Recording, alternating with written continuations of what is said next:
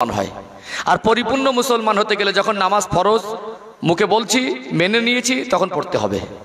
যখন আল্লাহ হজ ফরজ করেছেন টাকা আছে ওটা মুখে স্বীকার করছি অন্তরে বিশ্বাস করেছি হজ করতে হবে, তাহলে পরিপূর্ণ মুসলমান হব। যখন পর্দা ফরজ মুখে স্বীকার করেছি অন্তরে বিশ্বাস করেছি তখন আমলে জিন্দেগিতে বাস্তবায়ন না করা পর্যন্ত পরিপূর্ণ মুসলমান হওয়া যাবে না। দেখবেন একটা মানুষ যখন কঠিন রোগে পড়ে তার জীবনে একটা সমস্যা, তাই তো নাকি? হ্যাঁ দেন না, তাহলে সমস্যার সমাধান কি? যেমন ডক্টর রোগ নির্ণয় করবেন ঠিক তেমনি ওই রোগের ঔষধ বা সুচিকিৎসারও দরকার আছে। আজকে দিনে আমাদের জীবনের বড় ঘাটতি, আমাদের জীবনের সবথেকে কঠিন জটিলতা, আমরা ইসলামের বিধানগুলো যা জানি ওগুলো মানতে পারছি না। আর ইসলাম এমন একটা জিনিস সর্বকালের সর্বসময়ের সর্ব পরিস্থিতিতে সমস্ত রকম সমস্যার সুষ্ঠু সহজ সরল সমাধান আল্লাহ ইসলামের মধ্যে দিয়েছেন। জোরে বলুন সুবহানাল্লাহ। তাহলে আমরা যে কোনো পরিস্থিতিতে যত রকম জটিল সমস্যার সম্মুখীন হই না কেন ওই জটিল সমস্যা থেকে জীবন পবিত্র করার অপশান ইসলামের মধ্যে আছে না নেই? কিন্তু আজকে খুব ভালো করে লক্ষ্য করে দেখবেন, আমি একটু মেপে কথা বলি, দলিল ভিত্তিক কথা বলতে পছন্দ করি, কারণ আমি নেমে যাবার পরে যেন প্রত্যেকটা মানুষের মনে আজকে মাহফিল থেকে কিছু পেয়েছি। আজকে দিনে ম্যাক্সিমাম বেশিরভাগ ওয়াজ-নসিহাতের মধ্যে ওই রোগ নির্ণয় হচ্ছে কিন্তু সমাধানটা হচ্ছে না। একটা উদাহরণ দেই, একটু ভূমিকা লম্বা নিচ্ছে, অসুবিধা হচ্ছে নাকি? কথাগুলো বুঝতে পারছেন তো? একটু আমাদের মাইন্ডগুলো এরকম করতে হবে, ওয়াজ কিন্তু বুঝে নেওয়া জিনিস, বোঝানো জিনিস। কিছু মানুষ আছে আবেগী, সুর টানটাই ওয়াজ মনে করে, কিন্তু ওটা প্রকৃত ওয়াজ নয়। ভালো জিনিস ভালো লাগে, সুর টান একটা সৌন্দর্য, তো ভালো লাগলে আলহামদুলিল্লাহ, কিন্তু আমাদের উদ্দেশ্যের বাইরে যাওয়া তো উচিত নয়। উচিত কি? যা সম্মানিত ভাইয়েরা, যে কথা বলছিলাম, মনে করুন আপনি আপনার ছেলেকে, আপনি বাড়িতে নেই, আপনার ছেলেকে বললেন, ছেলেটার 18 বা 20 বছর বয়স, বাবু বাড়িতে বাজার নেই, তুমি বাজার করে আনো, মা রান্না করবে, খাওয়া হবে। বাড়িতে বাজার সবজি ফুরিয়ে যায় না, কখনো চাল কখনো সবজি। তাহলে ছেলেটাকে আপনি বললেন যে বাজার করে আনো, তাহলে হুকুমটা ছেলের প্রতি আপনার। ছেলেটাকে মা ডেকে বলছে, বাবু বাজার করতে হবে, আজ বাজার না করলে দুপুরে কিন্তু রান্না হবে না। ফের মা হুকুম করেছে, হুকুমটা মার। ওর বড় ভাইটা ডেকে বলছে যে কচি বাজার করে, আমি একটু কাজে ব্যস্ত আছি, বাজারটা তুই যখন ফ্রি আছি করে নিয়ে আয়, বাজার করে আনলে বাড়ি রান্না হবে। ওকে সবাই কিন্তু হুকুম করছে। হুকুম করার পরে বেলা 10টা 11টা 12টা বেজে গেল, ঘরে বসে আছে। মা বলছে, কিরে বাজার করতে যাবি না? বাজার না করলে রান্না হবে, তোকে বললাম তো বাজার করতে হবে। চুপ করে আছে। ফের আব্বা বাড়িতে এসে বললো, তোকে তো আমি ফোন করে বললাম যে বাজার করতে যাওয়া দরকার ছিল, তুই এখনই বাজারে যাস, রান্না হবে কখন, খাবো কখন? ও চুপ করে বসে আছে। কথা বোঝা যায়নি? সম্মানিত ভাইরা, ওর বড় ভাইটা বললো, আমি তো কাজে আছি, বললাম তো আমি করে আনতাম, তোকে বললাম তুই বাজার করতে কেন যাস না? ও চুপ করে আছে। আজ আমাদের সমাজের ঠিক এরকম অবস্থা। প্রত্যেকটা মানুষ সমাজের মানুষের রোগ নির্ণয় করছে, একবার ওকে জিজ্ঞাসা করুন ও কেন করছে না, তুই কেন যাস না, এইটুকু মানুষ বোঝাতে চাইছে না। ও কেন যাচ্ছে না, ওর যাবে কিভাবে সেটা তোকে বলে দেওয়া দরকার। ও যদি কেন যাচ্ছে না ওর কোনো ওজন থাকে সেটা আলাদা, আর যদি ওজন না থাকে তাহলে ওর সঙ্গে অ্যাডজাস্টিং করতে হবে। কেন যাচ্ছে না তার উত্তর দূর কাছ থেকে নিতে হবে। কথা ঠিক না বেঠিক? আমরা যা জানি কেন মানতে পারছি না, এটা কিন্তু বড় প্রশ্ন, এটা বড় প্রশ্ন। আর আজকে দিনে দেখুন ওয়াজ-নসিহাতের প্রায় পরিবেশে কি হয়, একজন বেনামাজি, তাকে কোনো হুজুর একটু কড়াভাবে বললো, পাশ থেকে একজন হেসে উঠে বলল, হুজুর একটু কড়া করে দিয়েছে। একজনের বেপর্দায় চলছে, কিছু এলাকার মা বোনরা, হুজুর এসে একটু কোনো রকম খুব কায়দা করে বলল, পাশ থেকে বলল, হুজুর যা দিয়েছে না তুলনা হয় না। আসলে আজকে বলুন, নামাজ ফরজ, নতুন করে হজ করার কি আর জানানোর কোনো ব্যাপার আছে? হজ ফরজ ধনী ব্যক্তিরা জানে না, সুদ ঘুষ হারাম যারা খাচ্ছে তারা জানে না, পর্দা ফরজের আমরা কেউ জানি না, না জানি, সবই জানি। এটা নতুন করে রেফারেন্স দিয়ে, আয়াত নাম্বার দিয়ে, দলিল দিয়ে, পারা নাম্বার দিয়ে, পৃষ্ঠা নাম্বার দিয়ে নতুন করে আপনাদের জানানো আর তেমন কিছু নেই। আমি জানি, আপনারা জানেন, আপনারাও জানেন, আপনি জানেন। এখন থেকে ফজর পর্যন্ত ফের আমি বলবো নামাজ পড়েন, নামাজ পড়েন, নামাজ পড়েন। এখন বলুন কাল সকালবেলা সবাইকে নামাজি হয়ে যাবে? হয়তো মনে করছেন হুজুর খারাপ, ভালো হুজুরকে ডেকে আনেন তো, এনে বলেন ভালো করে ওয়াজ করেন। যত ভালো করে ওয়াজ করুক, কাল থেকে আপনার গ্রামে সব মা বোনকে পর্দানুশীলন করে দিয়ে যেতে পারবে। আবার মনে করবেন হুজুরা নরম ভাবে বলছে, একটু গরম হুজুর আনি, সব থেকে গরম হুজুরকে আনবেন, এনে বলবেন খুব কড়া করে ওয়াজ করেন। কড়া করে ওয়াজ করলে সুদ ঘুষ কমে যাবে।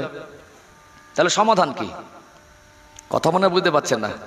বাবাজি, ওয়াজ করা খুব সহজ, হক আদায় করা কঠিন। ওয়াজ করা খুব সহজ, আমি চাইলে আপনার এই 2 ঘন্টা সময় কোন দিক থেকে যাবে বুঝতে পারবেন না। খুব গলার সুদ দিয়ে একটা লম্বা ঘটনা বলে তো পার হয়ে যাবে, যাবে না?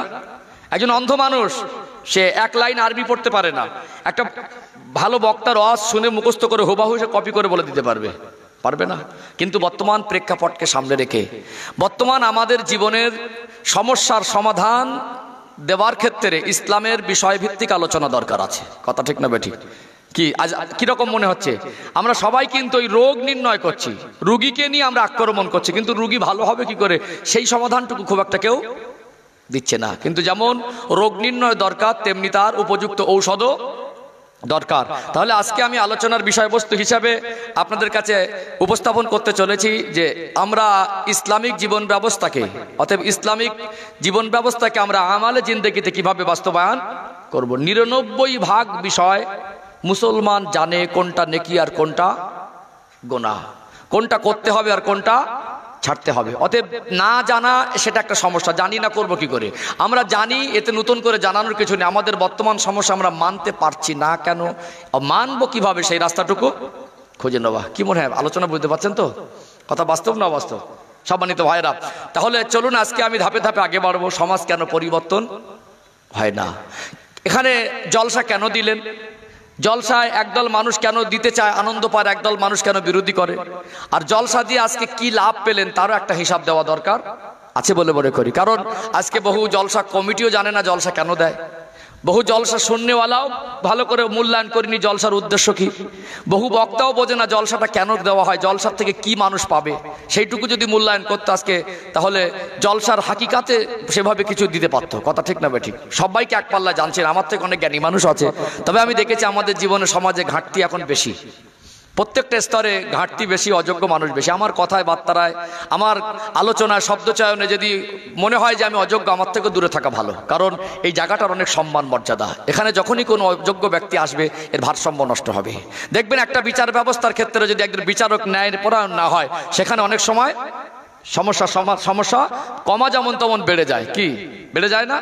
অতএব এই জন্য সবসময় আমাদেরকে সঠিক জিনিসকে নিয়ে মূল্যায়ন করা শিখতে হবে। আমাদের জীবনের পরিবর্তনটা অনেকটা সহজ হবে ইনশাআল্লাহ। চলুন ধাপে ধাপে আগে বাড়ি। প্রথমে আগে বলে নেই, আমাদের জীবনের পরিবর্তন করতে গেলে সর্বপ্রথম আমাদের জীবনে নামাজকে আমলে জিন্দেগিতে বাস্তবায়ন করতে হবে। যে এত বেনামাজি কেন, নামাজি কিভাবে হবে, এই রাস্তাটুকু খোঁজা দরকার আছে না নেই? আছে। মোটামুটি একটু সাথ দেবেন, একদম চুপচাপ বসে থাকবেন না, একটু অ্যাক্টিভিটি দরকার, চোখে মুখে সম্পর্ক থাকবে। কারণ আমি এখানে এসে আক্রমণ করতে আসিনি, কাউকে মেনশন করে কথা বলা, কাউকে অপমান করা, কাউকে ছোট করা, এটা একজন দিনের দায়ীর এইরকম চিন্তাধারা হওয়া উচিত নয়। একটু একবার তাকবীর দেন তো, নারী তাকবীর। আলহামদুলিল্লাহ, এটা হাওড়া জেলার ঐতিহ্য যে তাকবীরের আওয়াজের ভিতরে একটা স্ট্রং ভাব থাকে। আরেকটু প্রাণ ভরে নারী তাকবীর। আল্লাহ কবুল করেন, বলেন আল্লাহুম্মা আমিন। চলুন ছোট ছোট করে আগে বাড়ি। অনেকে আবার সুরটান ভক্ত তো, তাদের মনে একটা কষ্ট থেকে যায়, হুজুর উঠলো কতক্ষণ হয়ে গেল, এখন ওয়াজ শুরু করেনি, এরকম বলে, আছে না? কিন্তু ওয়াজ কাকে বলে লোকটা যদি জানতো তাহলে এই কথাটা বলতো না। তো সব দিকটা বজায় রাখা ভালো, ভালোবেসে তাকেও কিছু বুঝিয়ে দেওয়া যাক। চলুন ছোট ছোট করে আগে বাড়ি। সোনার মানিকেরা, নজওয়ান তরুণেরা, ও হাওড়া জেলার সোনার মানিক যুবকেরা, আব্বারা মায়েরা, আজকে গোটা পশ্চিম বাংলা জমিনে শুধু নয়, আজকে গোটা বিশ্বের দিকে দেখলে লক্ষ্য করে দেখতে পাবেন আজকে বহু সংখ্যায় মুসলমান বেনামাজি। অতএব মুসলমান সবাই জানে নামাজ ফরজ, সবাই জানে নামাজ না পড়লে আল্লাহকে সন্তুষ্ট করা যায় না, সবাই জানে নামাজ ছাড়া ঈমান কোনোদিন পরিপূর্ণ হয় না। আজ আমাদের কাছে একটা বড় সমস্যা, আমরা নামাজি কেন হতে পারছি না? কিভাবে সমাজে নামাজি হবে বলুন তো দেখে, একটু জানতে মন চায় কি চায় না? ও ভাইয়েরা, বাবাজিরা, আজকে সমস্যার সমাধানটা আল্লাহর কোরআন থেকে আর রাসূলুল্লাহর নির্দেশনা থেকে নেওয়া দরকার। এই আল্লাহর কোরআন থেকে এবং আমাদের নবীর নির্দেশনা থেকে যদি আমরা সমাধান না খুঁজি, প্রকৃত সমাধান সম্ভব নয়। আজ কেন নামাজি বাড়ে না আর নামাজি কিভাবে বাড়বে, এই কথাটা একটু আপনাদের কাছে ব্যাখ্যা দেই। দেখবেন একটা মানুষ যখন বিবাহ বন্ধনে আবদ্ধ হয়, আল্লাহ পাক তাদের ওই দাম্পত্য জীবনে, স্বামী স্ত্রীর দাম্পত্য জীবনে আল্লাহ একটা সন্তান দান করেন। সোনার মানিক, কলিজার টুকরা সন্তান যখন দুনিয়া আসে, তার আব্বা মা, তার দাদু দাদিমা, তার নানা নানি, আত্মীয় স্বজন ওই বাচ্চাটার জন্য সবাই মিলে একটু নতুন পোশাক কিনে দেয় কি দেয় না? মানুষের জীবনে নিত্য প্রয়োজনীয় জিনিস হলো পোশাক। কি বুঝলেন? যে মানুষটা পোশাক পরে না, নেয় সে অসুস্থ আর না হয় সে অসভ্য। সভ্য এবং সুস্থ মানুষ তার জীবনে পোশাক আছে না নেই? আছে না? পোশাক ছাড়া মানুষ নেই। অতএব সভ্য অসুস্থ, যার কার পরনে পোশাক নেই বুঝতে হবে সে মানসিক অসুস্থ, পাগলা হতে পারে। আর যদি তারপরে সুস্থ সবল মানুষ পোশাক খুলে ঘুরে তাহলে সভ্য না অসভ্য হবে। কথা ঠিক নেবে ঠিক?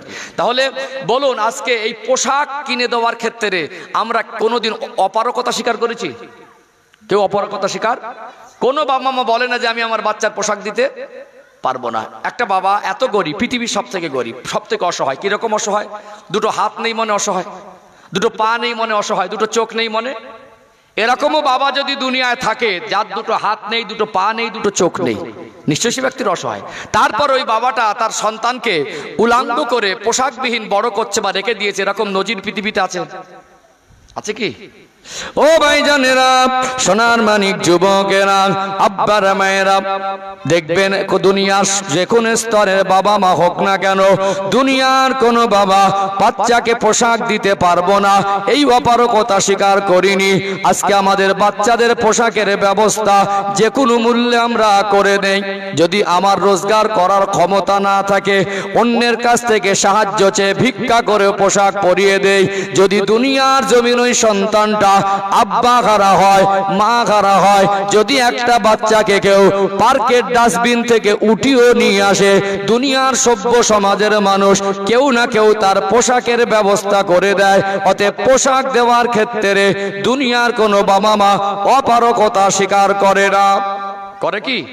এক নাম্বার পয়েন্ট। তাহলে পোশাকের ক্ষেত্রে আমাদের অপারগতা স্বীকার নেই। সেকেন্ড পয়েন্ট, আমি একটু কাট করে বোঝাই, কারণ আমার অজের ভিতরে কিছু বোঝানোর একটা বিষয় থাকে। একটু ধৈর্য ধারণ করেন, কারণ কিছু সঠিক জিনিস বুঝতে গেলে একটু বিস্তারিত আলোচনার দরকার আছে। তাহলে এক নাম্বার পয়েন্ট গেল, আমরা কোনো বাবা মা পোশাকের ক্ষেত্রে অপারগতা স্বীকার করিনি। সেকেন্ড পয়েন্ট, ও ভাইজানেরা, সোনার মানিক যুবকেরা, আব্বারা মায়েরা, সেকেন্ড পয়েন্ট একটু উপলব্ধি করুন। মানুষের জীবনের নিত্য প্রয়োজনীয় জিনিস হলো খাদ্য। খাদ্য ছাড়া মানুষ বাঁচতে পারে না। যেমন পোশাক জীবনে দরকার, তেমনি খাদ্য জীবনে দরকার আছে না নেই? ওমা মিন দাব্বাতিন ফিল আরদি ইল্লা আলাল্লাহি রিজকুহা। আল্লাহ পাক কোরআন শরীফে বললেন, আমি আল্লাহ দুনিয়ায় যাদেরকে পাঠিয়েছি তাদের রিজেকের জিম্মাদারি আমি আল্লাহ নিয়েছি। বলুন তো রুজির মালিক কে? সমাজে আজকে কিছু জেনারেল শিক্ষিত মানুষ, আজকে কিছু সায়েন্স পড়া ছেলে বলে ইসলামের কিছু বিষয় যুক্তি খোঁজে। নিশ্চয়ই ইসলাম অযৌক্তিক নয়। হয়তো আপনার ওই ক্ষুদ্র বেরেনে আল্লাহর কিছু গুরুত্বপূর্ণ কথাকে আপনি যুক্তি দিয়ে মেলাতে পারছেন না, এটা আপনার কমজোরি। তবে আল্লাহ যে রুজির মালিক এটা পৃথিবীর কেউ অস্বীকার করে না। প্রসঙ্গ এসেছে, কয়েকটা কথা একটু সূক্ষ্ম আলোচনা করে দেয়। এই যে রিজেক সম্পর্কে দুটো একটা কথা বলি। দুনিয়ায় দেখবেন এক শ্রেণীর মানুষ একটু ধনী হয়ে সম্পদশালী হয়ে গর্ব করে, আমার টাকা আমি খাই, তোর বাপের খাই না, আমার রোজগার আমি খাই, আমার ইনকাম আমি খাই। আবার কারো প্রশ্ন হবে, আল্লাহ যদি রিজেকের মালিক হয়, না খাটলে তো খাওয়া হয় না। বলুন তো, রিজেকের মালিক আল্লাহ, পৃথিবীর কোন মানুষ কি অস্বীকার করতে পারবে? কোরআনুল কারীমের প্রত্যেকটা সেন্টেন্স, প্রত্যেকটা বাক্য, প্রত্যেকটা ওয়ার্ড এত দামি। আল্লাহর কোরআনুল কারীমকে দুনিয়ার কোন মানুষ একটা শব্দকে মিথ্যা প্রমাণ করতে পারেনি, আর কিয়ামত পর্যন্ত পারবে না। এই জন্য দেখবেন যারা নাফরমান তারা গর্ব করে বলে আমি খাই, আমার খাবার। যারা মুমিন মুসলমান তারা খাবার খাওয়ার শুরুতে বিসমিল্লাহ বলে আল্লাহর নামে শুরু করে। অতএব ওই মানুষটা যদি পান্তা ভাতও খায় তাও বলে আলহামদুলিল্লাহ, ভালো খেয়েছি, আল্লাহ আমাকে খাইয়েছে, বলে না? একজন গলা সমান খেয়ে বলে ঠিক খাওয়াটা জুত হলো না, মনের মতো হলো না। দেখবেন যখন কোনো আমন্ত্রণ বাড়ি যায়, তরকারিতে যে নুন কম হয়, ঝাল বেশি হয়, বা কোনো রকম একটু খাটতি থেকে যায়, কিছু মানুষ বলবে ভালো হয়নি, এই নুন বেশি, ঝাল বেশি, হলুদ বেশি, সেদ্ধ হয়নি। আবার বলবে 2 পিস দাও, বলে না? ভালো হয়নি তারপরে বলবে 2 পিস দাও। মানে বদনামও করতে ছাড়বে না, খেতেও কম করবে না। আবার কিছু মানুষ আছে দেখবেন বলে আমার টাকা আমার রোজগার আমি খাই। আবার কিছু মানুষ বলে আমি কি খাবো, আল্লাহ খাইয়েছে আলহামদুলিল্লাহ। যদিও আমি আল্লাহ রুজির মালিক, আমি আমার রিজেকে যেটা হালাল আছে আমি হালাল রুজিটা অনুসন্ধান করে এনেছি, কিন্তু রিজেকের মালিক আল্লাহ এটা অস্বীকার করার জায়গা নেই। সম্মানিত ভাইয়ের, এখানে একটু বুঝবেন, ইমান মজবুত হবে। আর যদি আমরা ইমানের উপরে অটল থাকতে পারতাম, আজকে বন্ধনের ব্যাংক খোঁজার প্রয়োজন হতো না। হতো কি, যারাই বন্ধনের ব্যাংকে যাচ্ছে মনে করুন খুব কড়া করে রস করবো, কাল থেকে কি বন্ধ হবে? তাহলে ও যদি নিজের থেকে ভালো না হয়, আমি হুজুর ভালো করতে পারবো না।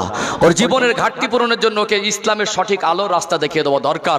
সে তার দায়িত্ব ওই রাস্তায় চলা, সে যদি না চলে তার জন্য সে দায়ী। কথা কি বুঝতে পারছেন সম্মানিত ভাইরা? আচ্ছা বলুন, যে রেজেকের মালিক আল্লাহ, এটা কি অস্বীকার করতে পারবো? অস্বীকার করতে পারবো না। একটা বাচ্চা যখন মায়ের গর্ভে 2 মাস, 2.5 মাস, 3 মাস হয়, তখন বাচ্চাটার ভিতরে জান এসে যায় না? তখন তার শরীরের সম্পূর্ণ গঠন তৈরি হয় না, অসম্পূর্ণ একটা শরীর, তার ভিতরে একটা মানুষের রূহ আল্লাহ পাক মায়ের নারীর সঙ্গে কানেকশন করে ওই বাচ্চার জন্য উপযুক্ত খাদ্যকে আল্লাহ পাক তার রেজেকে পৌঁছে দেয়। জোরে বলুন, ভাবতে পারেন? আজকে দুনিয়ায় যখন একটা বাচ্চা ভূমিষ্ঠ হয়, তার জন্য উপযুক্ত রেজেক হিসেবে আল্লাহ মার স্থানে দুধ বরাদ্দ করেন কি করেন না? করেন না? আজকে যে বা যারা বলে যে আমার টাকা আমার রোজগার আমি খাই, যারা যুক্তি খোঁজেন যে রেজেকের মালিক যদি আল্লাহ হবে তো আমরা না খাটলে খাওয়া হয় না কেন? আপনি বলুন, আসমান থেকে পানি বর্ষণ করেন কে? নেতা মন্ত্রী করেন নাকি? হুজুররা করে? তাহলে কে করে? আল্লাহ করে। আল্লাহ যদি 20 বছর 30 বছর আসমান থেকে পানি বর্ষণ বন্ধ করে দেয়, দুনিয়ার মানুষ, সব থেকে শক্তিশালী মানুষও পেরেশান হবে না? উন্নত প্রযুক্তি মনে করবে যে নদীর পানি মিঠা করে খাবো, শুধু পানি খেয়ে বাঁচতে পারবে? যদি 20 বছর ফসল না হয় কি খাবেন? 20 বছর যদি বৃষ্টি না হয়, ভারতবর্ষের জমিনে ফসল ফলবে? আর হ্যাঁ দেন না, ফসল ফলবে? তাহলে আজ সারাদিন কি খেলেন? ভাত খেলেন, রুটি খেলেন, ফল ফ্রুট খেলেন, সবজি খেলেন, যা খেয়েছেন, না আল্লাহর ওপর থেকে বর্ষণ করা নেয়ামত, না হয় জমিনের ফসল। আল্লাহ বলে, বান্দা পৃথিবীর সব থেকে ধনী মানুষ, তোমার টাকার বলে একটা শস্যের দানা থেকে তোমাকে গাছ বার করার ক্ষমতা আমি আল্লাহ দেইনি, পারবে? আল্লাহ বলে, বান্দা পৃথিবীর সব থেকে শক্তিশালী মানুষ, তোমার ক্ষমতার বলে তুমি একটা ধান থেকে গাছ বার করে বীজ পাতাকে বড় করে ধান ফলাতে পারবে না। আল্লাহ বলে, বান্দা তুমি পৃথিবীর সব থেকে জ্ঞানী মানুষ, তোমার প্রযুক্তি দিয়ে আসমান থেকে যেরকম রহমতের পানি বর্ষণ হয়, ওই রকম রহমতের পানি বর্ষণ করার ক্ষমতা তোমাদের নেই। অতএব যা খেয়েছি দুনিয়াতে সবই আল্লাহর নিয়ামত। তাহলে আমরা হালাল রুজি অনুসন্ধান করতে হবে, কিন্তু যার অনুসন্ধান করে আনছি টাকার বিনিময়ে, কষ্টের বিনিময়ে, ওটা আল্লাহর নিয়ামত। অস্বীকার করার ক্ষমতা পৃথিবীর কারোর নেই। আছে কি? তাহলে আজ যদি আল্লাহ রেজেকের মালিকের প্রতি অটুট বিশ্বাস থাকতো, আল্লাহ না খাইয়ে রাখবে না, এই বিশ্বাসটুকু যদি থাকতো, তাহলে আজকে বন্ধনের ব্যাংক খুঁজতে যেতে হতো না। কথা ঠিক না ঠিক? ও ভাই জানেরা, সোনার মানিক যুবকেরা, আব্বার মায়েরা, যে দ্বিতীয় পয়েন্ট বলছিলাম, যেহেতু রেজেকের কথা বলতে গিয়ে একটু ব্যাখ্যা দিয়েছি, একটা বাচ্চা ভূমিষ্ঠ হলে ওই বাচ্চার জন্য আল্লাহ পাক উপযুক্ত রেজেক হিসাবে মায়ের স্থানে আল্লাহ পাক দুধ বরাদ্দ করেন কি করেন না? কোন কোন ক্ষেত্রে দেখবেন হয়তো বা মাটা শারীরিকভাবে অসুস্থ হওয়ার কারণে মায়ের স্তনে যদি দুধ না থাকে, ওই বাচ্চাটা কি না খেয়ে মারা যায়? পৃথিবীতে এমন কি কোনো বাবা আছে যদি তার মায়ের দুধ না, পৃথিবী এমন কি কোনো বাবা আছে যদি তার সন্তান ছোট বাচ্চা 1 মাস 1.5 মাস বয়স, অতএব ওই বাচ্চার মায়ের দুধ যদি না হয়, দুনিয়ার কোনো মানুষ কি না খাইয়ে রাখে? এখানে যত গরিব হোক, আমি বাচ্চার দুধ জোগান করতে পারবো না, না খেয়ে মরে যাক, এরকম কেউ বলে না। অতএব খাদ্য দেওয়ার ক্ষেত্রে দুনিয়ার কোন স্তরের বাবা অপারকতা স্বীকার করেনি। করেছে কি? খাদ্য দিতে পারবো না, আমার বাচ্চা মরে যায় যাকে, এইরকম কেউ, যত গরিব হোক আর যত ধনী হোক, এখানে অপারকতা স্বীকার কেউ করে না। পোশাকের ক্ষেত্রে অপারকতা স্বীকার কেউ করে না। করে কি? দুটো পয়েন্ট গেল। 3 নম্বর পয়েন্ট, ও ভাইজানেরা, হাওড়া জেলার সোনার মানিক যুবকেরা, আব্বারা মায়েরা, দেখবেন মানুষের জীবনে যেমন পোশাক আর খাদ্য প্রয়োজন, তেমনি মানুষের জীবন কখন সুস্থ আর কখন অসুস্থ। তোমার পাওয়ার যত থাক, তুমি যতই জ্ঞানী হওয়া, শিক্ষিত হও, তুমি যত বড় নেতা হওয়া যাই হও, আল্লাহ যে তো কখন তোমাকে কোন রোগ দেবে এইটুকু তোমার ক্ষমতা নেই। কথা বাস্তব না বাস্তব? আমরা কখন কিভাবে অসুস্থ হব এগুলো আমাদের কারো জানা নেই। ও ভাইয়েরা, বাবাজিরা, একটা মানুষ যখন শারীরিকভাবে অসুস্থ হয়ে যায়, বিশেষ করে একটা বাচ্চা যখন অসুস্থ হয়ে যায়, বাবা মা চিকিৎসার দায়িত্ব নেয় কি নেয় না? সুস্থ যদিও করবেন আল্লাহ, যদিও চিকিৎসা পদ্ধতি জায়েজ, যদিও ঔষধ খেতে হবে, তবে ভরসা করতে হবে কার উপরে? আল্লাহর উপরে। আল্লাহ পাক যখন অসুস্থ করে দেন, একটা বাচ্চা অসুস্থ হয়ে গেল, ওই বাচ্চাকে এত বেশি বাবা মা ভালোবাসে, 5 বছর ধরে কষ্ট করে টাকা জমিয়েছে, যে ঘরে বসবাস করে ঘরটা ভেঙে যাবার উপক্রম, জরাজীর্ণ হয়ে গেল, ওই ঘরটাকে মেরামত করা অথবা 2 কামরা ঘর করা দরকার, এই মনে করে 5 লাখ টাকা জমিয়েছে। 5 বছরের কষ্টের পয়সা দিনরাত সমান করে মাথার ঘাম পায়ে ফেলে ওই 5 লাখ টাকা কষ্ট করে এক জায়গায় করাটা অনেক মায়ার টাকা। বাচ্চা অসুস্থ হয়ে গেল, হঠাৎ যদি 5 লক্ষ টাকা চিকিৎসার জন্য প্রয়োজন হয়, ওই বাবা কোনোদিন বলে না ঘর করব বাচ্চা মরে যায় যাক, বরং বলে ঘর না হয় না হবে, বাচ্চা চিকিৎসার জন্য 5 বছরের কষ্টের টাকাটা হাসি মনে খরচা করে কি করে না? তাহলে 5 বছর 10 বছরের কষ্টের টাকার থেকে বাচ্চার মায়া বেশি না কম? বাচ্চার মায়া বেশি। হয়তোবা মার্কেটে একটা দোকান আছে, হয়তোবা 10 কাঠা জমি আছে, বাচ্চা চিকিৎসার জন্য যদি প্রয়োজন হয় ওই সম্পদগুলো বিক্রি করে কি করে না? তাহলে সম্পদের থেকে বাচ্চার মায়া বেশি। দেখবেন সম্পদও নেই, টাকাও নেই, নিরুপায় হয়ে যায়, নিজে কারোর কাছে হাত পাতিনি, আজ বাচ্চার চিকিৎসার জন্য চোখ ভরা পানি নিয়ে মান সম্মানের কথা ভুলে গিয়ে মানুষের কাছে হাত পেতে ভিক্ষা করে কি করে না? অতএব নিজের সম্মানের থেকে বাচ্চার মূল্য বেশি, নিজের সম্পদের থেকে বাচ্চার মূল্য বেশি, নিজের কষ্ট করা মেহনতের পয়সার থেকে বাচ্চার মূল্য বেশি। ওই বাচ্চাকে আমরা চিকিৎসা দিতে পারবো না, এই অপারগতা স্বীকার পৃথিবীর কোনো বাবা মা করে না। করে কি? তাহলে আমরা চিকিৎসা দিয়েছি, আমরা পোশাক দিয়েছি, আমরা খাদ্য জোগান করে এনে দিচ্ছি, আমরা ওই একটু ভালো পোশাক পরাবো, বাচ্চাটা একটু সুস্থ থাকবে, আমার পরিবার সুস্থ থাকবে, তারা একটু ভালো খাবে, এর জন্য আমরা কম পরিশ্রম করি। দেশে কাজ না হলে বিদেশেও চলে যাই, সারা দিনের শেষে সারাদিন পরে সন্ধ্যাবেলা যেন ওই ঘাম গায়ে এসে বাচ্চার মুখের হাসিটাই যেন একটা শান্তি। কথা ঠিক না বেঠিক? এই তিনটে পৃথিবীর কোন স্তরের বাবা মা, কোন দেশের বাবা মা অপারগতা স্বীকার করে না। করেছে কি? এই তিনটে পর্যাপ্ত দিলেন কি? প্রয়োজনের থেকে বেশি। জামা লাগবে 4টে, কিনে দিয়েছে 12টা। খাদ্য খেয়ে পেট ভরে গেছে, মা চেপে চেপে খাওয়াচ্ছে, উল্টে দিচ্ছে। একটু অসুস্থ, বলছে বাচ্চাটা কেমন একটা অসুস্থ, চলো ডাক্তারের কাছে ঘুরিয়ে আনি। এগুলো আমরা কোন রকম ঘাটতি রাখি না, প্রয়োজন ছাড়া বেশি দিয়েছে। এই বাচ্চাকে এরকম আদর দিয়ে, পোশাক দিয়ে, খাদ্য দিয়ে বড় করলাম 20 বছর। ক বছর? ছেলের বিবাহের সময় হয়ে গেল, এখন সব বড় বড় মোবাইলে আব্বাগুলো ছবি নিয়ে ঘুরছে। ছেলে দেখেছিস হিরোর মতো লাগছে। কি লাগছে? হিরোর মতো লাগছে, মানে মাল দরকার, মাল নেওয়া বন্ধ হয়নি। আগে ছিল ডাইরেক্ট, এখন ইনডাইরেক্ট।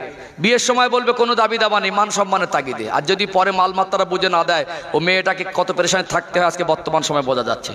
সমাজে কিছু মানে বাইরে দেখে, ফেস দেখে মনে হবে খুব জ্ঞানী, খুব স্বচ্ছ, খুব পণ্ডিত, খুব বিজ্ঞ, খুব আল্লাহওয়ালা, ভিতরটা অনেকটা জঘন্য আছে না? অতএব মেয়েটাকে প্রেশার ক্রিয়েট করা হয়, অনেক রকম বিভিন্নভাবে আক্রমণ করা হয়, বাবের বাড়ির থেকে বিভিন্ন ইশারা ইঙ্গিতে তাকে পেরেশানি করে মাল আনতে বাধ্য করা হয় কি হয় না? তাহলে মানুষের আসলে ভিতরে পরিবর্তন হয়নি। আপনি আপনার ছেলেকে 20 বছর ধরে মানুষ করলেন খাদ্য পোশাক আর চিকিৎসা দিয়ে, আপনার মেয়েকে 20 বছর ধরে খাদ্য পোশাক আর চিকিৎসা দিয়ে মানুষ করলেন। ছেলে মেয়েকে নিয়ে গর্ব করেন, ওটা আমার ছেলে, ওটা আমার ভালো ছেলে, ওটা আমার ভালো মেয়ে। আচ্ছা বলুন, ওই ছেলেটা যদি আজকে 20 বছর বয়স, আপনার গ্রামে অনেক ছেলে আছে বেনামাজি, আছে না নেই? 20 বছর বয়স অনেক মেয়ে আছে বেনামাজি, আছে না নেই? সূরা ফাতিহাটুকু জানে না, এরকম সন্তান আছে না নেই?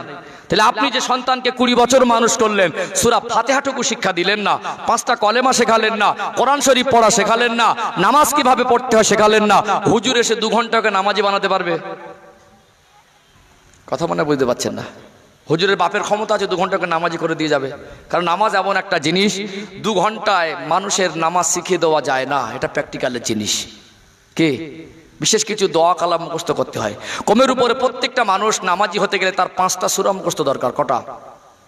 কারণ জোহরের নামাজ হলো 12 রাকাত, প্রথম 4 রাকাত সুন্নাত। ওই 4 রাকাত সুন্নাত নামাজ পড়তে গেলে সূরা ফাতিহা 4 রাকাতে 4টে সূরা, সূরা ফাতিহার পর একটি করে সূরা 4 রাকাতই লাগবে। তাহলে সূরা ফাতিহা আর 4টে সূরা।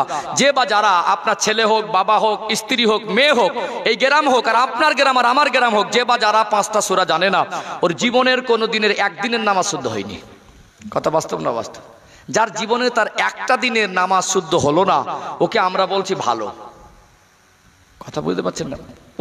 পয়েন্টগুলো একটু জাস্ট খেয়াল রাখুন, আমি একেবারে শরিয়াতের আলো দিয়ে মিলিয়ে দেবো ইনশাআল্লাহ। সম্মানিত ভাইয়েরা, আজকে যে সূরা ফাতিহা জানে না তার জীবনের এক ওয়াক্তের নামাজ শুদ্ধ হয়নি। সূরা ফাতিহা ছাড়া নামাজ শুদ্ধ হবে? সূরা ফাতিহা ছাড়া নামাজ শুদ্ধ হবে না। কমের উপরে 5টা সূরা শেখাতে হবে, 5টা দোয়াও তো লাগবে। নিয়ত করে দোয়া সানা পড়তে হয়, তারপরে তাশাহুদ হালাতে বসে তাশাহুদ পড়তে হবে, দরুদ শরীফ পড়তে হবে, দোয়া মাসুরা পড়তে হবে। দরকার আছে সালাম ফেরাতে গেলে 4 রাকাত হলে তাশাহুদ পড়ে উঠে গেলেন, তাহলে তাশাহুদ, দরুদ শরীফ, দোয়া মাসুরা, দোয়া সানা, বেতের নামাজে দোয়া কুনুত, তাহলে 5টা দোয়া 5টা সূরা। যে বা যারা জানে না তাদের নামাজ শুদ্ধ হচ্ছে না। তাহলে এই যে নামাজি হয়নি, নামাজি বাড়িনি, এ দোষটা কার? বাবা মা, যে সমস্ত বাবা মারা আজকে 3টে দায়িত্ব ঘাড়ে উঠিয়ে নিয়েছে, কেউ অপারগতা স্বীকার করেনি। এই 3টে যেমন নিয়েছি, নামাজ শেখানোর দায়িত্বটা নিতে পারতাম না? এই 10টা জিনিস শেখানোর দায়িত্ব নিতে পারতাম না? ওই 3টের জন্য যে পরিমাণে কষ্ট পরিশ্রম করি, যে পরিমাণে সময় বাচ্চাদের জন্য ব্যয় করি, তার তুলনায় 10 ভাগের 1 ভাগ কষ্ট যদি নামাজ শেখানোর জন্য ব্যয় করতাম, প্রত্যেকটা সন্তান নামাজি হিসাবেই বড় হতো। কথা ঠিক না বেঠিক? আজ নামাজি বাড়ে না। কিছু কিছু মানুষ মনে করে জলসা দিয়েই নামাজি বাড়িয়ে দেবো। হুজুর একটু কড়া করে বলেন তো। যখন জলসা দিয়ে হুজুর কড়া করে বলে হচ্ছে না, ভালো করে বলে হচ্ছে না, একদল মানুষ বলছে জলসা দিয়ে লাভ নেই, মানে ঘা এক জায়গায় মলম লাগাচ্ছি, আর এক জায়গায় বাচ্চার হাত ভেঙে গেছে, ডান হাত, ডক্টরখানায় গিয়ে বাম হাত ব্যান্ডেজ করে নিয়ে আসলেন, সমস্যা বাড়লো না কমলো? নামাজি হয় না কি করে? এই নিয়ে একদল মানুষ মনে করছে জলসা দিয়ে পরিবর্তন করে দেবো, আর একদল মানুষ বলছে পরিবর্তন হয় না, মানে জলসা দিয়ে লাভ নেই। হুজুররা এখন আর সেরকম হয় না, সেরকম জলসা দিয়ে পরিবর্তন হচ্ছে না, আর বাস্তবে পরিবর্তন পাচ্ছেন না। যে বা যারা বলে জলসা দিয়ে নামাজি বাড়ে না, জলসা দিয়ে লাভ নেই, বলে দেবেন হুজুর আপনার জীবন পরিবর্তনের ঠিকাদার না। আপনার ছেলে আর মেয়েকে নামাজি বানিয়ে দেওয়ার ঠিকাদারি জলসা কমিটি নিয়ে বসে নেই, দায়িত্ব শরিয়াত আপনার উপরে দিয়েছে। কথা ঠিক না বেঠিক? আপনার ছেলে বেনামাজি, সেদিন মনে হয় গ্রামের জলসা কমিটি কটাকে ডেকে আল্লাহ জিজ্ঞেস করবে নাকি? না আপনাকে জিজ্ঞেস করে সর্বপ্রথম? আমরা এই 3টে দায়িত্ব যেভাবে নিয়েছি, এর সঙ্গে যদি আমরা নামাজ শেখানোর দায়িত্ব, ইসলাম শিক্ষার দায়িত্ব, ইসলামের বেসিক শিক্ষার দায়িত্ব, কলেমা শিক্ষার দায়িত্ব যদি বাবা মা না নেই, পৃথিবীর সবথেকে বড় জলসা দিয়েও কিয়ামত পর্যন্ত সবাইকে নামাজি হিসাবে গড়ে তোলা যাবে না। কথা বুঝতে পারছেন? তাহলে সমাধান খুঁজছে আজ নামাজি কেন বাড়ে না। নামাজি বাড়াতে গেলে আমাদেরকে দায়িত্ববান হতে হবে। কি হতে হবে? কি বলেন? কি হতে হবে? দায়িত্ববান হতে হবে। আপনারা বলবেন তাহলে খুব কঠিন জিনিস। আপনি আপনার বিবেককে প্রশ্ন করুন, কি করে কঠিন হয়? কি করে কঠিন হয়? আপনি রুজির জন্য যা কষ্ট করেন, ওরকম কষ্ট তো করতে হবে না। ঘরে ছায়ে বসে 10 মিনিট কষ্ট করেন না, 1 মাস সময় দিলে কত কি মুখস্থ হয়ে যাবে। কি বাচ্চার পিছনে 10 মিনিট করে? আপনি তো 500 টাকার জন্য সারাদিন রোজে খাটলেন, কিন্তু আপনি 10 মিনিট সময় পান না। আপনি না পান, আপনার বিবি পায় না, আপনার বিবি না পায়, আপনার বাবা পায় না, আপনার বাবা না পায়, আপনার মা পায় না। কি কেউ তো কেউ বাড়ির পাবে না, পাবে না। তারপরে আপনার বাড়ি কেউ পায় না, মসজিদের ইমাম তো পায়। কি বলেন? মসজিদের ইমাম। আজকে এই ইসলামিক শিক্ষা থেকে আমাদের জীবনে অনেক ঘাটতি। অন্তত নিম্নতম ইসলামের বেসিক শিক্ষা, যেটা ছাড়া জীবন অচল, যেই ইসলামিক বেসিক শিক্ষা ছাড়া ঈমান শুদ্ধ হয় না, যে ইসলামিক বেসিক শিক্ষা ছাড়া একজন মুসলমান প্রকৃত মুসলমান হতে পারে না, এই শিক্ষা থেকে বঞ্চিত করা যাবে না। আর এই ইসলাম শিক্ষার গুরুত্ব আজ সমাজে কমে গেছে না যায়নি? গেছে না? এর কয়েকটা কারণ বলি।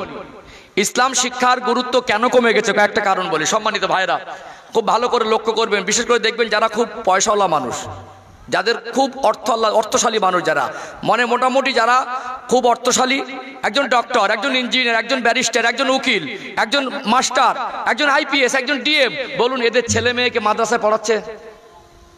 তুলনামূলকভাবে যদি কেউ পড়ায় তো কপাল। পড়াচ্ছে কি? কেন পড়ায় না বলেন তো? আজকে সমাজে ইসলাম শিক্ষার গুরুত্ব আজকে সমাজে নেই।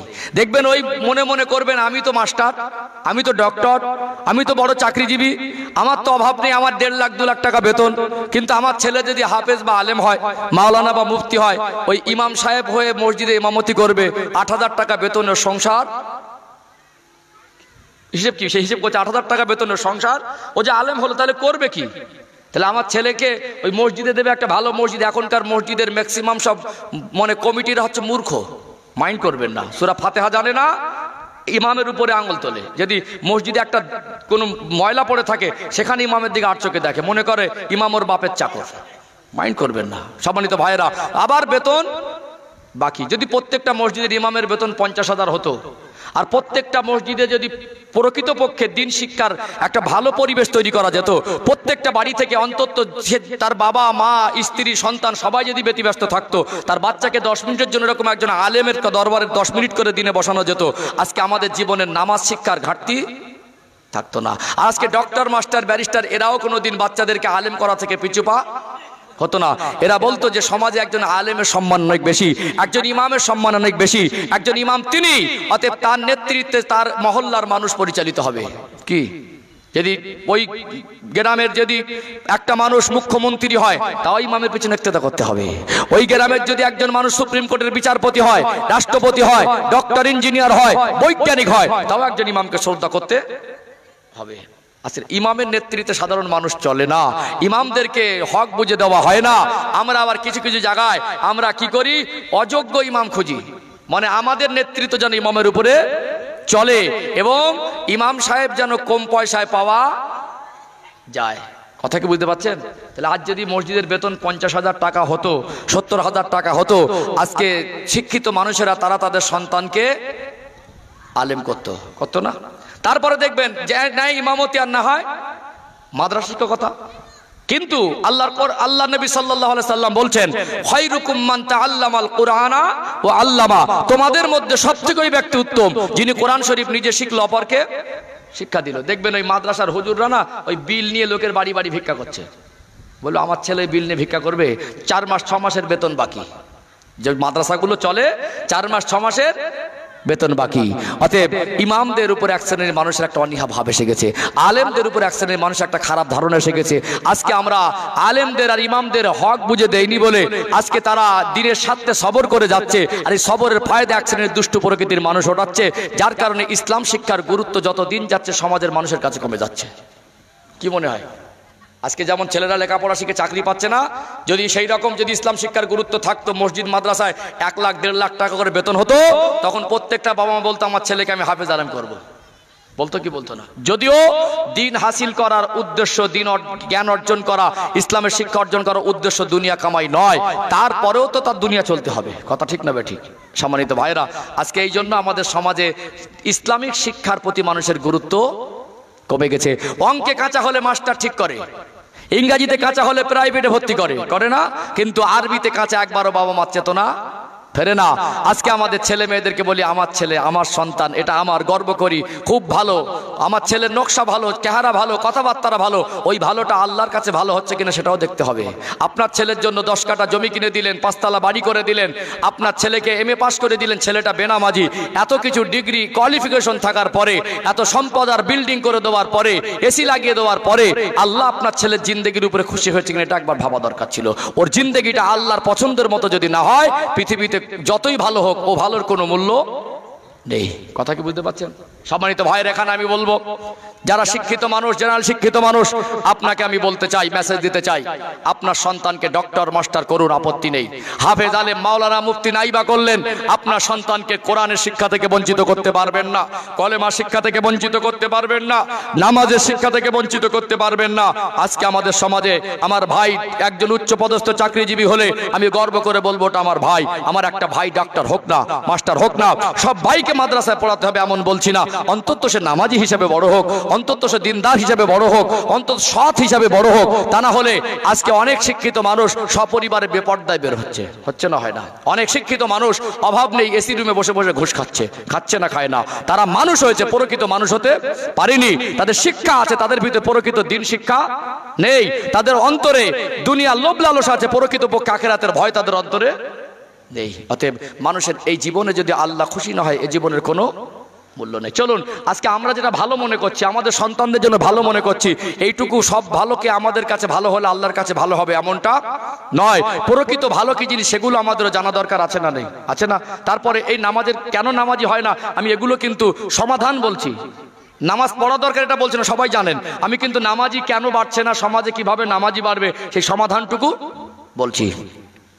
ও ভাইজানেরা, সোনার মানিক যুবকেরা, আব্বারা মায়েরা, আর একটু গভীর মনোযোগ দিয়ে শুনুন।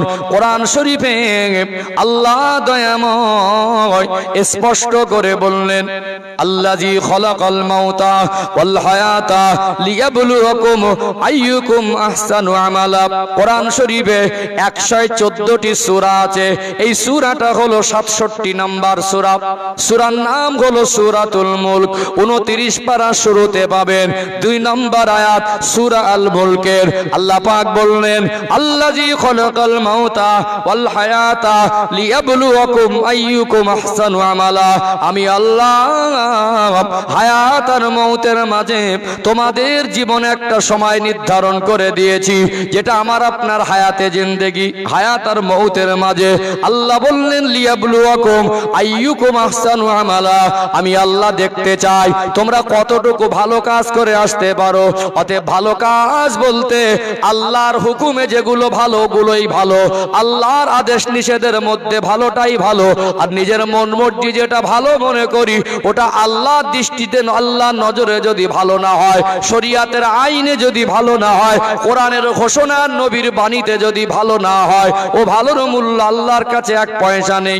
একটু ব্যাখ্যার প্রয়োজন আছে না নেই? দেখবেন ঈদ চলে গেল, আমাদের ইয়াং জেনারেশন ছেলে মেয়েরা নতুন পোশাক কিনেছে না কিনেনি?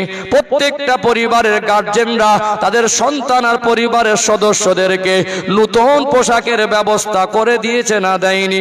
ম্যাক্সিমাম এখন পার্সেন্টেজ আসবে না যে কেনা হয়নি। অতএব আজকে দিনে হয়তো ঈদের সময় একটা পোশাক কিনলো, পোশাকের মানটা ভালো, প্রাইসটা অনেক বেশি দামি, পোশাকটার ভালো কাপড়, পোশাকটার ডিজাইন নকশাটা ভালো, কিন্তু ওই পোশাকে যদি কোনো প্রাণী বা জীবজন্তুর ছবি থাকে, ওই পোশাকটা যত দামি হোক, কাপড়ের মান যত ভালো হোক, ওকে পরার পরে দেখতে যত ভালো লাগুক, ওটা কি প্রকৃতপক্ষে আল্লাহর কাছে ভালো বলে গণ্য হবে? হবে? বন্ধু বললো, তোর এবারে না ঈদের কাপড়টা খুব ভালো হয়েছে, তোকে হেভি লাগছে। বললো, আমারও তো ভালো লাগছে বলে কিনেছি। কাপড়ে হাত দিয়ে বললো, কাপড়ের মানটাও খুব ভালো। অতএব যে পরেছে তারও ভালো লাগছে, যে দেখছে তারও ভালো লাগছে, এবং কাপড় সত্যিকারে তার কোয়ালিটিটাও ভালো। কিন্তু শরিয়াতে আপত্তি থাকার কারণে ওই ভালো আল্লাহর কাছে 1 পয়সা মূল্য নেই। ও ভাইজানেরা, সোনার মানিক যুবকেরা, আব্বারা মায়েরা, মনে রাখবেন, একটা মানুষ তার সন্তানকে কাপড় কিনে দিল। আজকে যে আমরা আজ এই বেশ কয়েকদিনের চিত্র মনে করি, আজকে আমরা এখানে বসে আমাদের যাদের মেয়ে সন্তান আছে, অতএব সাবালিকা মেয়েদেরকে বাবা এমন পোশাক কিনে দিয়েছে যে পোশাকে পর্দা সঠিক আদায় হয় না, পোশাকে সভ্যতা শালীনতা নেই। আজকে ভিন্ন ধর্মাবলম্বীদের কালচার ফলো করতে গিয়ে, ফ্যাশন আর মডার্নগিরি দেখাতে গিয়ে, আজ যদি শরিয়াতের দৃষ্টিকোণে যে পোশাক পরলে পর্দার হক আদায় হয় না, ওই রকম পোশাক কিনে দিলেন, বললেন এবারে তোর জামাটা খুব ভালো লাগছে। ওর বান্ধবীরা বলল জামাটা খুব ভালো লাগছে। ওটা যদি শরিয়াতে জায়েজ না হয়, ওই পোশাকটা পরে যদি পর্দার বিধান আদায় না হয়, আল্লাহর কাছে ওর কোনো কি দাম আছে? একটা মানুষ ঘর বানালো, এত সুন্দর ডিজাইন নকশা, এত মজবুত, এত সুন্দর প্ল্যান করে ঘর করলো, রাস্তা দিয়ে মানুষ যায়, ঘরটার দিকে দেখে ঘরটা খুব সুন্দর, ডিজাইন কালার নকশাটা খুব সুন্দর। ওই ঘরটা যদি কারোর জায়গা আত্মসাৎ করে অবৈধ জায়গায় ঘর নির্মাণ হয়, অথবা নির্মাণের অর্থ যদি 80% হারাম টাকা হয়, ও ঘরের ডিজাইন নকশার কালার যত ভালো হোক, ওই ঘরের ভালো মূল্য দুনিয়ার মানুষ মূল্যায়ন করলে আল্লাহর কাছেও ঘরের মূল্য 1 পয়সা নেই। অতএব আমার চেহারা যত ভালো হোক, আমার পরনে পোশাক যত ভালো হোক, অতএব আমার আব্বা আমাকে যত সোনার মানিক সন্তান বলে আখ্যায়িত করুক, অতএব আমার গ্রামের মানুষ, এলাকার মানুষ যতই আমাকে ভালো বলুক, আমার এই জীবনের জিন্দেগির উপরে আল্লাহ যদি খুশি না হয়, এ ভালোর মূল্য কবরে আর হাসরে আল্লাহর দরবারে 1 পয়সা নেই। এবারে আপনি শিক্ষিত বিবেক বুদ্ধি সম্পন্ন মানুষ, বলুন তো দেখি, আপনার ছেলেকে যদি আপনি 50 বিঘে জমি কিনে দেন, 5 তলা বাড়ি করে দেন, যে খাটে ঘুমাবে সোনা দিয়ে বানিয়ে দেন, ওই ঘরে পৃথিবীর সবথেকে দামি দামি আসবাব যদি লাগিয়ে দেন, ওর পরনে যদি পৃথিবীর সবথেকে দামি কাপড় থাকে, আর ওই ছেলেটা যদি নামাজি না হয়, ওর জীবনে কি আল্লাহর কাছে সন্তুষ্ট জীবন হতে পারে? পারবে? তাহলে আমরা আমাদের সন্তানদের কি ভবিষ্যৎ করলাম? ও আজ আছে তো কাল নেই, আমি আজ আছি তো কাল নেই। দুনিয়া 2 दिन का मेहमान खाना, रब जब बुलाएगा अल्लाह जब पुकारेगा सब कुछ छोड़ के जाना पड़ेगा। অতএব আমাদের আদর্শটাই হলো আসল মানুষ, মনুষ্যত্বটা হলো আসল মানুষ। আমি ধর্মগুরু সেজে আমার পোশাকে আর আমার মোটামুটি লেবাসে দেখে মনে হবে একদম ফারিস্তার মতো, আমার জঘন্য যদি চরিত্র হয়, আমার কথাবার্তারা যদি সভ্য শালীনতা না থাকে, আমার ভিতরে মনুষ্যত্ব যদি না থাকে, আমার মতে লম্বা পোশাক পরার মানুষের কেউ চান্ন দাম দেবে? আর সমাজে কিছু কিছু মানুষ দেখছেন না, তারা ফিতনা চায়, অশান্তি চায়, তারা দুনিয়ায় উচ্ছৃঙ্খল পরিবেশ তৈরি করতে চায়, চায় না? আজ কখনো কখনো দেখছেন এই বাংলার পরিবেশে, শান্ত পরিবেশে হিন্দু মুসলমানের সম্প্রীতি নষ্ট করার জন্য এক শ্রেণীর মানুষ বিভিন্ন রকম উস্কানি দিচ্ছে না, দেয় না? কি কথা ঠিক না বেঠিক? সম্মানিত ভাইরা, তাহলে আল্লাহর পছন্দ জীবন তৈরি করতে হবে। অতএব একটা মানুষ তার চেহারা যতই ভালো হোক, তার সম্পদ যত বেশি থাকুক, তার বাবা আর মা যতই গর্ব করুক এটা আমার সোনার ছেলে, ওর জীবনে যদি নামাজ না থাকে, ওর আল্লাহর কাছে ওই জীবন পছন্দর হতে পারে। তাহলে আসল ভবিষ্যৎ ছেলেটাকে মানুষের মতো মানুষ করা। ঘর যদি 10 তলা না হয় 1 তলা হোক, জমি যদি 50 বিঘে না হয় 1 বিঘে থাকুক, কি যদি বিরিয়ানি খাওয়াতে না পারি ডাল ভাত খাক, মরে যাবে না, মানুষ হোক, কি হোক। শিক্ষা জাতির মেরুদণ্ড, অতএব শিক্ষা ছাড়া মানুষ উন্নতি হতে পারে না। ইসলামে শিক্ষার গুরুত্ব দেওয়া হয়েছে। পৃথিবীতে এমন কোন ধর্ম এই রকম গুরুত্বপূর্ণ কথা মেসেজ দিয়েছে বলে আমার জানা নেই, যে উতলুবুল ইলমা মিনাল মাহাদি ইলাল লাহাদ। একটা মানুষ জন্ম থেকে নিয়ে মায়ের দোলনা থেকে শুরু করে মরণের আগ পর্যন্ত শিক্ষার সময়, কথা ঠিক না বেঠিক? অতএব একটা মানুষের শিক্ষা অর্জনের সময়ের কোনো সময় নির্ধারণ নেই। ইসলাম আমাদের বলেছে যে শিক্ষার সময় হলো দোলনা থেকে নিয়ে মরণের আগ পর্যন্ত, লজ্জার কিছু নেই। অতএব শিক্ষা অর্জন করতে হবে। কোরআন শরীফে আল্লাহ পাক 114টি সূরা দিলেন। সর্বপ্রথম গারে হেরাতে আল্লাহর নবী সাল্লাল্লাহু আলাইহি সাল্লামের উপরে কোরআনুল কারীমের যে 5টি আয়াত নাজিল হয়েছিল, ওই আয়াতের প্রথম শব্দটাই ছিল ইকরা, অর্থাৎ পড়ো। অতএব শিক্ষা ছাড়া জাতির উন্নতি সম্ভব নয়। মানুষত্ব অর্জন করতে হবে, প্রকৃত মানুষ হতে হবে। জামাটা যদি খুব কোটি টাকার জামা না হয়, অন্তত চলার মতো সভ্য পোশাকটা হোক। কি অনেক টাকা দাম, ও পোশাকের শালীনতা নেই, সভ্যতা নেই, ও পোশাকের কোনো মূল্য নেই। সভ্যতা হোক, শালীনতা আসুক। অতএব জীবন তৈরি হোক পবিত্র জীবন। ওই জীবনটা আল্লাহর কাছে পছন্দের হলে ওই জীবনে কবরেও দাম আছে, আখেরাতেও দাম আছে, কথা ঠিক না বেঠিক? এবারে বলুন, আজ আমরা যারা বাবা মা, এই যে শিক্ষার আমরা যারা মোটামুটি বাচ্চাকে আমরা পোশাক দেই, কি দেই? পোশাক দেই। যদি মায়ের দুধ না হয় দুধের ব্যবস্থা করে দেই, অসুস্থ হলে চিকিৎসার ব্যবস্থা করে দেই। এটা কেউ অপারকতা স্বীকার করে না। এই 3টের থেকে নামাজ শেখানো, আদর্শবান হিসেবে গড়ে তোলা সহজ না কঠিন? সহজ না। আমাদের গার্জেনরা একটু সচেতন হতে হবে। ছেলেটা কর্মসূত্রে বাইরে থাকে, তাহলে বাবা আজকে বার্ধক্যে পৌঁছে গেছে, মা বার্ধক্যে পৌঁছে গেছে, এরা সংসারের খুঁটি, তাই তো? আর কষ্ট করতে হবে না। আপনারা বাড়ি থাকেন, দোয়া করেন। অনেক বাবা মা অবসরে, ছেলেরা আর কাজ কাম করতে, এবার আপনি নামাজ কালাম পড়ে, তারপরে নামাজ পড়ে না। উনি যে গার্জেন, ওনার উচিত ছিল যে বাচ্চাটা বাড়ির পরিবারে, ছেলে হয় পুত্র, ছেলে হয় পৌত্র, ছেলের ঘরের ছেলেকে পোতা বলে, তাই তো? পোতাপতিদের নিয়ে একটু সময় দেন। যখনই কোনো দোকানে যান, মার্কেটে যান, বাজারে যান, ঘুরতে যান, বেড়াতে যান, আমরা একটু বাচ্চাদের জন্য খাবার নিয়ে আসি, কিছু না কিছু নিয়ে আসি। কোলে উঠিয়ে নিতেন, একবার সূরা ফাতিহা আমি পড়বো, আমার সঙ্গে তুমি একবার পড়বে। তাশাহুদটা আমি একবার পড়বো, আমার সঙ্গে তুমি একবার পড়বে। কলেমাটা আমি একবার পড়বো, আমার সঙ্গে তুমি একবার পড়বে। খাবারটা হাতে দিতেন। ওর মেজাজ তৈরি। দাদুর সঙ্গে কলেমা শিখলে দাদু খাবার দেয়, দাদুর সঙ্গে তাশাহুদ মুখস্থ করে দাদু আমায় খাবার এনে দেয়। হতো না? হতো না? কোনো বাবা মা 5 বছর বয়সের আগে কোনো মিশনে, কলেজে বাচ্চাদের ভর্তি করে স্কুলে, তাহলে 2 বছর হয়ে গেলেই ছোট ছোট কথা বলা শুরু করে। তাহলে এই 3টে বছর তার কবিতা মুখস্থ করে, করান না? হাট্টিমাটিম যদি দরকার হয় করান, নামটা যদি মুখস্থ দরকার শেখান। শিক্ষার বিরুদ্ধে ইসলামও নয়, শিক্ষার বিরুদ্ধে আমিও নয়, কিন্তু আপনিও আপনার বাচ্চাটাকে সাথে সাথে সূরা ফাতিহাটা কেন শেখালেন না? আর যে বাজারে এই গ্রামে সূরা ফাতিহা জানে না, বলুন তার জীবনের কোনোদিনের নামাজ শুদ্ধ হয়েছে? হয়েছে কি? তাহলে আমরা চাইলে এটা সম্ভব না অসম্ভব?